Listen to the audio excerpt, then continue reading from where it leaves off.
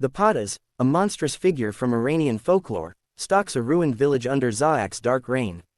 Beneath the shrouded skies of ancient Iran, when the world was young and the boundaries between myth and reality blurred, there stirred an evil that would become legend. The story begins during the reign of King Zahhak, a name spoken in whispers, for his rule cast a shadow long and cold across the land. Zahhak's insatiable hunger for power led him to form an army unlike any seen before, one not merely of men, but of monsters conjured from the darkest corners of human fear and imagination. Among these horrors, none was as fearsome or enigmatic as the Patas. The Patas was said to be born from the collective nightmares of Zahhak's subjects. Descriptions of the creature varied from village to village, but all agreed on its terror. Towering and gaunt, with skin like dried leather stretched across protruding bones, eyes glowing with a venomous green, and a mouth filled with rows of jagged, uneven fangs. It was neither man nor beast, but something in between, a malformed echo of humanity twisted by Zahhak's dark sorcery. Some believed it could change its shape to slip into shadows, others swore it walked on all fours before rising upright with a shriek that withered crops and curdled milk. Its very presence was a blight, a living omen of Zahhak's tyranny. In those days, Iran was a land of splendor and wisdom, renowned for its poets, warriors, and the fertile valleys fed by the sacred rivers. Yet under Zahhak, fear spread like a disease. The Patas and its monstrous kin roamed the countryside, descending upon villages in the dead of night. They carried off the bravest fighters, destroyed grain stores, and left behind trails of destruction and despair. Whole families vanished, and hope became a memory. The wise men and women of the old faith prayed to the ancient gods, but it seemed that even they dared not oppose Zahhak's monstrous creations. Still, even in the darkest times, courage can flicker in the unlikeliest hearts. The story of the Patas is not only one of horror, but of resistance. From mountain hamlets to desert oases, whispers grew of heroes and outcasts, of men and women who would not bow before monsters, who sought to break Zahhak's curse and banish the Patas from their world forever. Their tale is one of sacrifice and cunning, of magic and memory, woven through the tapestry of Iran's ancient soul. This is the legend of the Patas, a shadow that once ruled the night, and the light that dared to stand against it. Whispers in the shadows, the origin of the Patas. The beginning of the Patas is lost in the folds of forgotten centuries, but fragments remain in the stories passed down by firelight. According to the oldest tales, King Zahhak, corrupted by the serpent's kiss, was no longer satisfied with human soldiers. He craved loyalty that could not be bought or broken, and so he turned to sorcery as old as the mountains themselves. On a moonless night, Zahhak climbed to the peak of Mount Damavand with his chief magi and a procession of trembling prisoners. There, they performed a ritual as chilling as the mountain winds. Sacrificial fires lit the slopes, and the magi chanted words that twisted the very air. From these rites, Zahhak commanded the birth of creatures made of agony and fear, the first of them being the Patas. Zahhak's sorcerous ritual on Mount Damavand summons the Patas from shadow and pain. The Patas was not born as other living things are. Its form emerged from a swirling miasma, a coalescence of shadows and pain. It howled into existence, a sound so raw it echoed across valleys and sent wolves fleeing for cover. Legend claims that Zahhak himself recoiled at the sight, for the Patas bore a semblance to humanity, twisted and stretched, as if it were a dark mirror held up to his own soul. The creature's purpose was clear: spread terror, enforce obedience, and crush any flicker of rebellion.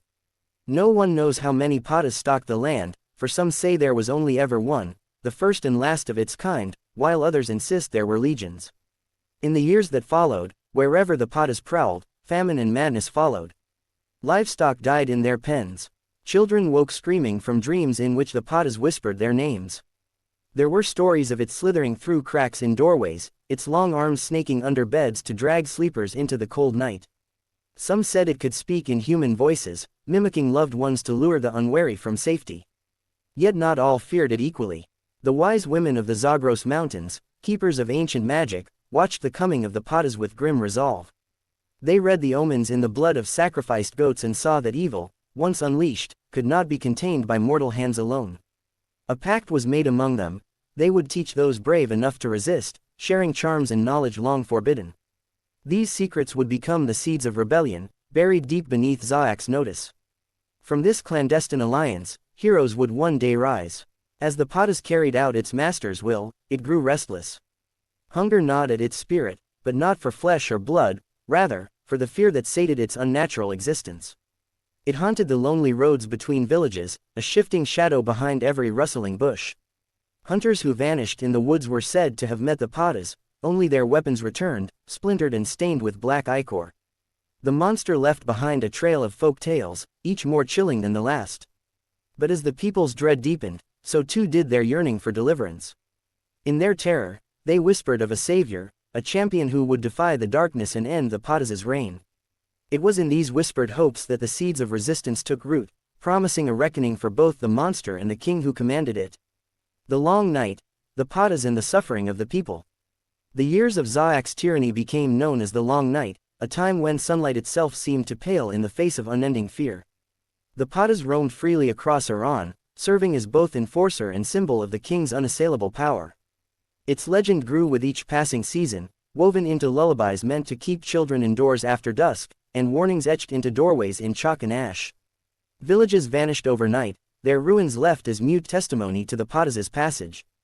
Villagers cower indoors as the Padas prowls through shadowy streets in Zahhak's long night. Life under the Padas' shadow was a careful balancing act for Zahhak's subjects. In the city of Ray, merchants shuttered their shops before sunset, while farmers in distant valleys left offerings of bread, fruit, and milk at crossroads, hoping to appease the monster. Those who dared to resist, often young men driven by anger or despair, were found days later, marked by a look of terror frozen on their faces. The wise whispered that the Padas did not always kill its victims, some it left alive, their minds shattered by what they had seen. As the Padas' power grew, so did Zahhak's paranoia. The king became obsessed with rumors of rebellion, convinced that his enemies hid behind every smiling face. He commanded his magi to send the Padas on ever more frequent raids, demanding proof of loyalty from even his closest advisors. The monster became a tool not only of terror but of political control. Villagers accused one another of treason to deflect suspicion. Families were torn apart by suspicion and betrayal, as Zahhak's darkness seeped into the very bones of society. Yet amid this suffering, glimmers of hope persisted. In the highlands of Luristan, a shepherd named Farhad emerged as an unlikely hero. Having lost his entire family to a Padas raid, Farhad wandered the mountains alone, surviving on roots and wild berries. It was there that he encountered an old woman weaving intricate patterns into a rug by the light of a single oil lamp. She was one of the wise women, and she recognized the fury burning in Farhad's heart. She taught him ancient words of power, charms to ward off evil, and stories from before the darkness. With her guidance, Farhad fashioned a weapon, a staff tipped with obsidian and bound with silver wire, said to cut through shadows. Farhad's defiance was contagious. Word spread of his encounters with the Padas, how he survived a midnight ambush by holding aloft a talisman inscribed with forgotten prayers, how he rescued a group of children from a ruined barn while the monster prowled just beyond the threshold. Each victory, however small, became a rallying cry for others to stand firm. Secret networks formed across Iran, linking villagers and nomads, merchants and outlaws. They shared knowledge, how to recognize signs of the Padas' approach, which herbs to burn to confuse its senses, which melodies could drive it away for a night. Resistance became a way of life, woven into the fabric of daily existence. But the long night was not easily broken. For every act of bravery, the Padas answered with greater cruelty.